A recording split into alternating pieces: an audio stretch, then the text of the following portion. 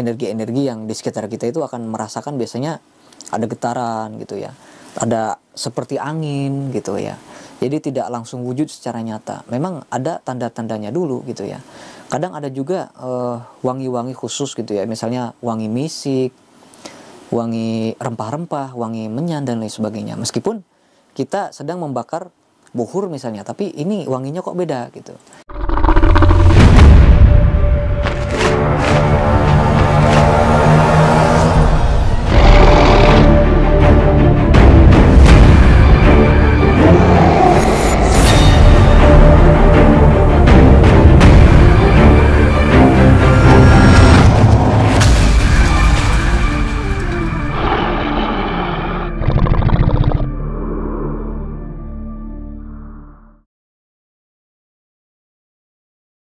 Assalamualaikum warahmatullahi wabarakatuh. Mohon maaf videonya kami potong terlebih dahulu karena kami akan mempersembahkan berbagai macam produk spiritual dan juga parfum atau minyak asli atau impor dari Arab Saudi atau luar negeri ya. Salah satunya adalah minyak misik hitam, minyak misik putih, minyak misik kobra, minyak kasturi kijang dan lain sebagainya.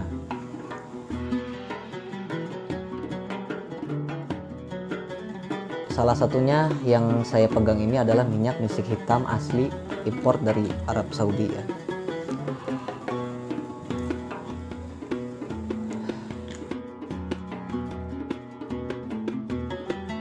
Minyak seperti ini bisa kita gunakan dalam beribadah, dalam menjalankan aktivitas, dan untuk sarana bermeditasi, wirid, majelis taklim dan lain sebagainya. Tentu minyak ini asli original 100% tanpa campuran apapun ya. Dan apabila sedulur membutuhkan sarana keselamatan, sarana penjagaan, pengasihan, kerejekian dan lain sebagainya, kami juga menyediakan produk tersebut di Shopee, Tokopedia, Lazada. Sedulur bisa klik link di deskripsi box ya. Mungkin cukup sekian. Assalamualaikum warahmatullahi wabarakatuh.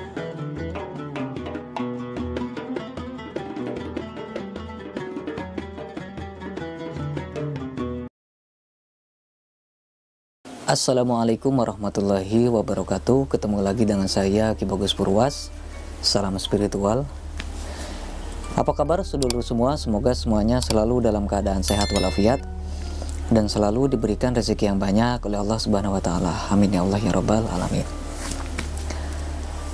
Jadi pada video kali ini saya kembali lagi hadir untuk menemani sedulur semua.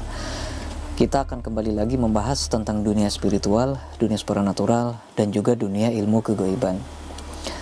Nah, banyak yang bertanya tentang tanda kehadiran khodam itu seperti apa, gitu ya. Jadi mungkin banyak yang sudah melakukan pengisian khodam, sudah pengaktifan khodam-khodam leluhur, ataupun sudah memiliki khodam amalan. Tapi mereka sebenarnya tidak tahu apa tanda-tanda khodam yang ketika menghampirinya itu tandanya seperti apa, dia tidak tahu. Nah, maka dari itu saya akan membahas tentang hal itu sedulur. Jadi tentunya setiap kita yang mempunyai khodam pendamping, baik itu dari pengisian ataupun dari amalan ataupun dari dari leluhur ya, itu mereka itu ada memiliki tanda-tanda khusus atau ciri-ciri khusus ketika mereka itu hadir di dekat sekitar kita. Nah, biasanya mereka itu hadir mungkin karena adanya hal-hal tertentu. Jadi nggak mungkin mereka itu hadir cuma ingin hadir aja, nggak mungkin gitu ya. Pasti ada hal-hal tertentu yang membuat mereka hadir di sekitar kita gitu. Nah, jadi biasanya sedulur, seperti contohnya khodam leluhur gitu ya. Saat si khodam leluhur ini hadir di sekitar kita, misalnya nih kita mempunyai khodam leluhur sosoknya harimau putih misalnya, macan putih gitu ya. Nah, jadi setiap khodam itu dia itu tidak selalu ada di sekitar kita gitu ya. Kadang-kadang mereka itu pergi dan mereka akan hadir lagi ketika kita membutuhkan bantuannya gitu, atau ketika dia ingin memberikan pesan kepada kita. Jadi kadang-kadang ada juga khodam-khodam yang memang setiap saat itu ada di sekitar kita. Kadang ada yang kadang pergi gitu ya, ada yang seperti itu. Jadi bervariasi ya, tergantung dari jenis khodamnya juga. Biasanya kalau khodam yang memang belum aktif dan belum selaras itu kadang-kadang ada, kadang-kadang enggak gitu. Dan itu pun enggak kalau yang memang belum diselaraskan biasanya memang enggak terlalu berefek kepada kita gitu.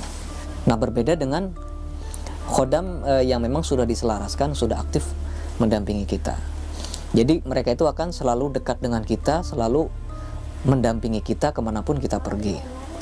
Nah, biasanya mereka itu akan selalu di dekat kita, dan apabila kita sering merawat mereka, si khodam-khodam ini ya, jadi mereka akan selalu ada di sekitar kita. Apalagi kalau khodam-khodam seperti khodam yang dari pengisian atau khodam amalan. Khodam amalan itu kalau kita jarang mengamalkannya lagi, bacaan-bacaannya atau doa-doanya, maka si khodam itu tidak akan lagi mendampingi kita. Begitupun dengan khodam pengisian, apabila kita sudah tidak lagi menggunakannya, tidak lagi merawatnya, maka ya dia juga akan pergi juga, sedulur. Meskipun pada awalnya memang dia sudah selaras dengan kita gitu. Misalnya sudah 10 tahun nih kita nggak amalin, ya tentu dia akan pergi apabila kita sudah tidak membutuhkannya lagi. Atau misalnya kita sudah melanggar pantangan-pantangan yang telah ditetapkan oleh orang yang sudah mengisinya atau sudah mengijazakan ilmunya gitu. Nah, jadi dari semua khodam-khodam ini tentunya ada proses ritual di mana saat kita membutuhkan, dia itu akan hadir di hadapan kita saat kita misalnya membaca kuncinya atau saat kita merawat si khodamnya. Nah, biasanya ada tanda-tanda khusus saat mereka datang. Misalnya yang pertama itu pergantian hawa. Pergantian hawa dari yang tadinya misalnya hawanya dingin gitu ya, tapi saat si khodam ini datang malah hawanya berbeda menjadi panas. Begitupun sebaliknya, saat suasananya panas, saat si khodam hadir kadang-kadang berubah menjadi dingin, dan kadang-kadang ada getaran gitu ya, energi-energi yang menyelimuti tubuh kita. Nah, itu biasanya terjadi saat si khodam itu hadir di hadapan kita. Apalagi kalau misalnya kita melakukan ritualnya itu di tempat tertutup, misalnya di ruangan khusus yang tidak ada orang sama sekali di situ, maka kita akan merasakan energi tersebut itu dengan kekuatan yang sangat besar gitu ya. Berbeda saat kita menghadirkan di tempat umum, tentu meskipun kita bisa merasakan kehadirannya, tentu tidak sekuat saat kita berada di kamar khusus melakukan ritual di situ gitu ya. Jadi misalnya nih saat kita melakukan pemanggilan khodam macan putih gitu ya, kita hadirkan si khodam itu. Nah, misalnya setelah 30 menit kemudian dia datang dan wujud menjadi sosok macan putih di hadapan kita, dan itu tidak secara langsung berwujud secara nyata, sedulur. Memang ada proses demi proses yang dilalui si khodam itu saat ingin bertatap muka dengan kita. Misalnya biasanya pertama dari hawanya dulu berbeda, kemudian dari energi-energi yang di sekitar kita itu akan merasakan biasanya ada getaran gitu ya, ada seperti angin gitu ya. Jadi tidak langsung wujud secara nyata, memang ada tanda-tandanya dulu gitu ya. Kadang ada juga wangi-wangi khusus gitu ya, misalnya wangi misik, wangi rempah-rempah, wangi menyan dan lain sebagainya. Meskipun kita sedang membakar buhur misalnya, tapi ini wanginya kok beda gitu. Nah, itu bisa menjadi salah satu tanda kehadiran si khodam tersebut. Nah, jadi si khodam itu nggak langsung wujud di hadapan kita saat kita memanggil si khodam tersebut gitu ya. Kalaupun begitu ya tentu itu akan mengakibatkan kita kaget. Tiba-tiba pas kita buka mata langsung ada di hadapan kita, seperti jump scare gitu ya.